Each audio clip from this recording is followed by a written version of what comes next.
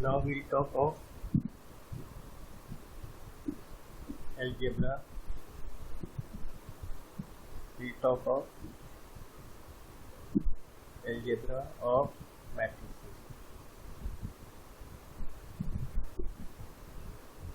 Now algebra of matrices का मतलब क्या हुआ कि क्या क्या ऑपरेशंस हम मैट्रिसेस पे कर सकते हैं. For example, first is addition and subtraction. मतलब हम दो मैट्रिसेस को ऐड या सब्ट्रैक्ट कैसे कर सकते हैं. जैसे let us have two matrices A and B of same order. Important चीज क्या है, दोनों का ऑर्डर सेम है. Then they are said to be conformable for addition and subtraction. Let us say we have two matrices A and B of the same order, उनका order same है. Then they are said to be conformable for addition and subtraction. इसका मतलब वो addition और subtraction उनमें possible है अगर उनका ऑर्डर सेम है. Further the addition or subtraction of the matrices will be obtained by adding or subtracting their corresponding elements. क्या मतलब हुआ कि अगर हमें दो मैट्रिसेस को ऐड करना है, सब्ट्रैक्ट करना है, तो उनका सबसे पहले ऑर्डर सेम हो. एंड कैसे आंसर निकलेगा, उन दोनों मैट्रिसेस के कॉरेस्पॉन्डिंग एलिमेंट्स को हम ऐड या सब्ट्रैक्ट करते हैं. For example, let's say we have a matrix 1 -1 2 3 और एक मैट्रिक्स है B 0 1 -2 4. अब हम चाहते हैं कि इनको दोनों मैट्रिसेस को ऐड करें. तो सबसे पहली चीज़ हमें क्या देखनी है कि उनके ऑर्डर क्या है. तो इसका ऑर्डर क्या है 2 क्रॉस 2, इसका भी ऑर्डर क्या है 2 क्रॉस 2. यानी ये कन्फॉर्मेबल है, मतलब इनमें एडिशन पॉसिबल है. और कैसे होगा इनका एडिशन, 1 2 -1 3 प्लस 0 1 -2 4. तो इनके कॉरेस्पॉन्डिंग एलिमेंट्स को हम ऐड और सब्ट्रैक्ट करते हैं. मतलब A11 पे जो इधर बैठा है, A11 पे जो इधर बैठा है, उनको हम ऐड करेंगे. सिमिलरली A12 और A12 जो हैं, इनको हम ऐड करेंगे एंड सो ऑन. इसी तरीके से लेट्स से A21 A21 दोनों के जो एलिमेंट्स हैं उनको हम ऐड करेंगे. एंड लेट्स से A22 और A22 इन एलिमेंट्स को हम ऐड करेंगे. तो हमारा आंसर कैसे लिखेंगे हम, 1 + 0 -1 + 1 2 - 2 एंड 3 + 4. तो क्या आ जाएगा आंसर 1 0 0 7. इसी तरीके से हम चाहें तो सब्ट्रैक्ट कर सकते हैं, बस उनका ऑर्डर सेम होना चाहिए. अगर हम A - B चाहते हैं तो क्या लिखेंगे 1 2 -1 3 -0 -2 1 4. तो क्या आएगा 1 - 0 -1 -1 2 -2 एंड 3 -4. तो क्या सॉल्व हो के आया 1 -2 4 एंड -1. तो बस उनका ऑर्डर सेम हो तो हम कॉरेस्पॉन्डिंग एलिमेंट्स को ऐड या सब्ट्रैक्ट कर सकते हैं. Now first point, if the sum of matrices is possible, then the two matrices are said to be following commutative law.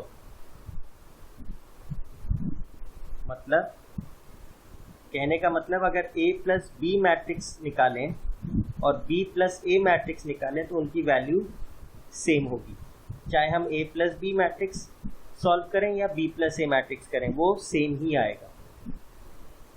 Second क्या फॉलो कर रहे होंगे वो, एसोसिएटिव लॉ। एसोसिएटिव लॉ क्या कहता है कि अगर हमारे पास तीन मैट्रिक्स हैं, लेट्स से ए बी सी, तो हम A प्लस बी पहले मैट्रिक्स सॉल्व करें, फिर उसमें C मैट्रिक्स ऐड करें, या फिर पहले B plus C matrix solve करें और उसमें A मैट्रिक्स ऐड करें, हमारा आंसर सेम आएगा। तो कहने का मतलब है ऑर्डर से कोई फर्क नहीं, ऑर्डर इन द सेंस कि A प्लस बी पहले कर रहे हैं फिर C ऐड कर रहे हैं, या B प्लस सी पहले ऐड कर रहे हैं फिर A ऐड कर रहे हैं, makes no difference to our final answer. But importantly note करिए, कम्यूटेटिव लॉ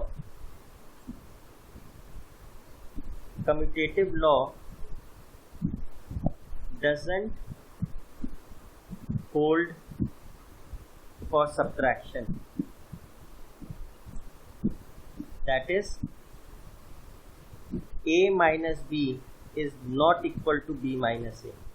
ये तो ऑब्वियस हमको दिख भी रहा है, जैसे अगर हम ऊपर वाले एग्जांपल देख लें ये वाला, तो A माइनस बी का मैट्रिक्स फाइनल आंसर ये आया है।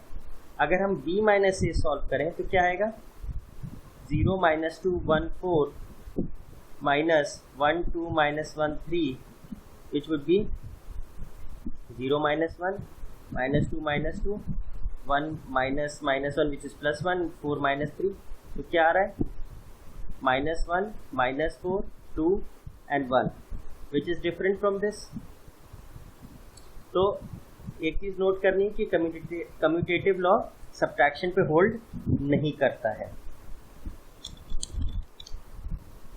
नाउ अब हम बात करेंगे मल्टीप्लिकेशन इन मैट्रिसेस।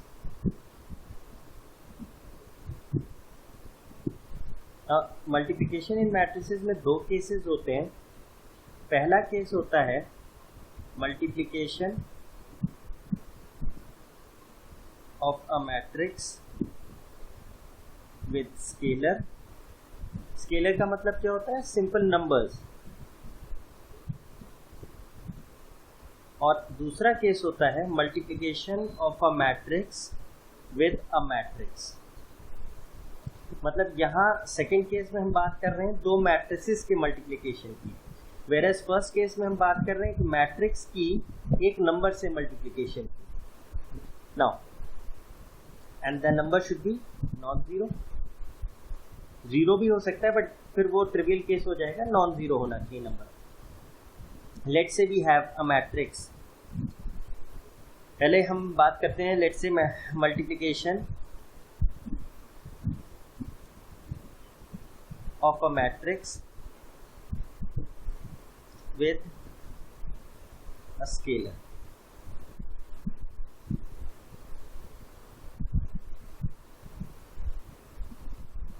Now इसमें होता क्या है, if a matrix is multiplied by a scalar, let's say k, then each element of the matrix is multiplied by k।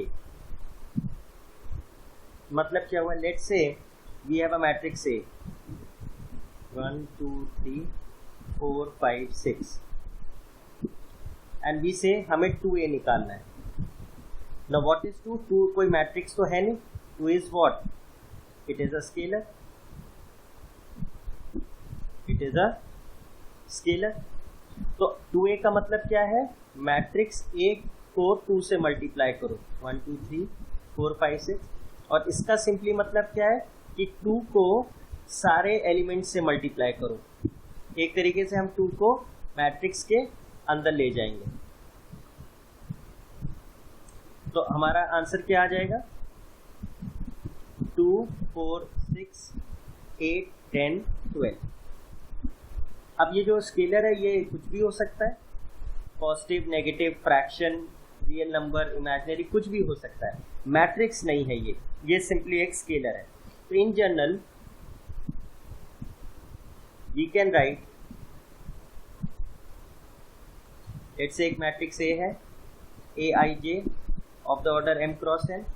तो अगर हम के ए करेंगे, मतलब एक स्केलर को मैट्रिक्स ए से मल्टीप्लाई करेंगे, तो कुछ नहीं करना है, वो के सीधे सीधे मैट्रिक्स के अंदर चला जाएगा और हर एलिमेंट से मल्टीप्लाई होगा.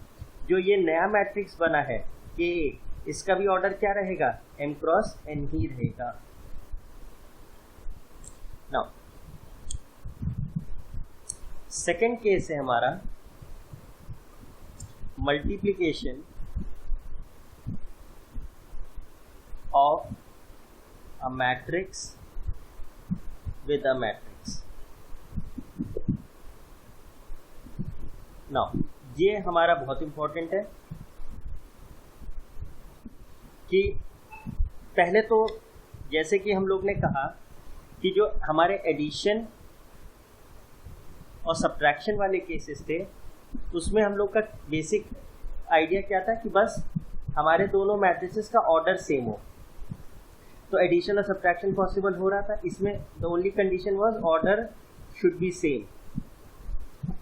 अगर ऑर्डर सेम है तो एडिशन सब्ट्रैक्शन पॉसिबल होगा. लेकिन मल्टीप्लिकेशन में ऐसा केस नहीं है. दो मैट्रिसेस अगर डिफरेंट ऑर्डर के भी हैं तो भी वो मल्टीप्लाई हो सकते हैं. That is first point is even if the order of matrices are different, multiplication is possible.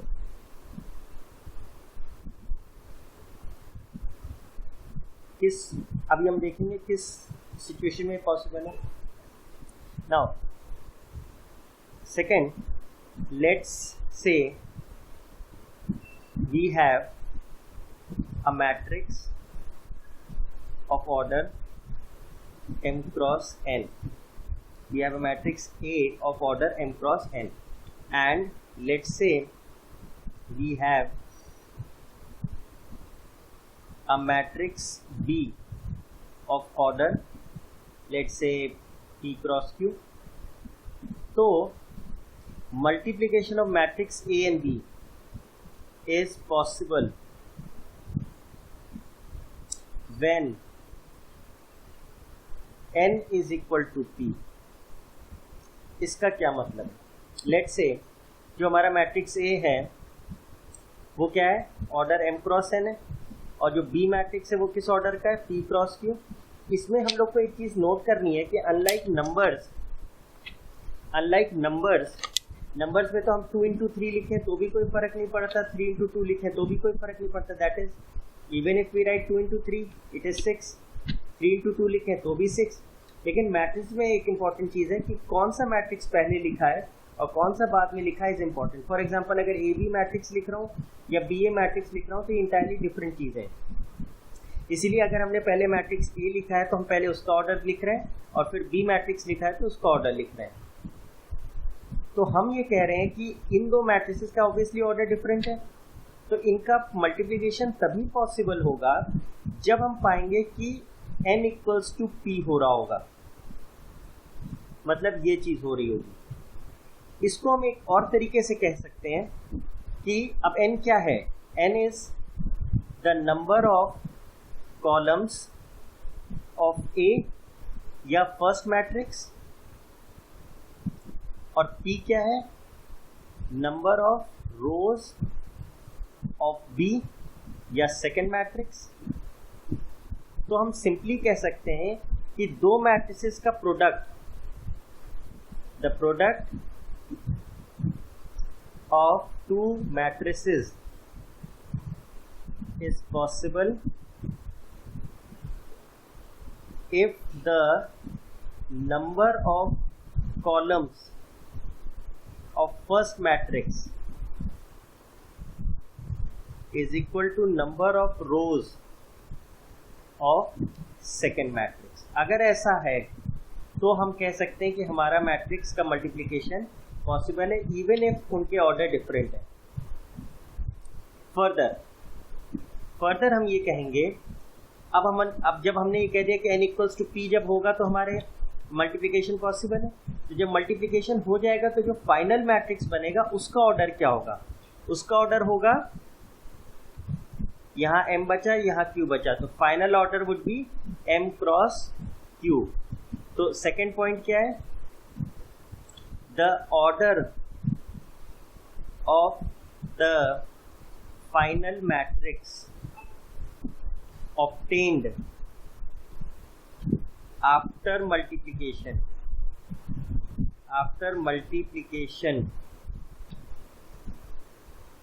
is m cross q। तो जैसे हम कहें कि लेट्स से हमारा एक मैट्रिक्स है,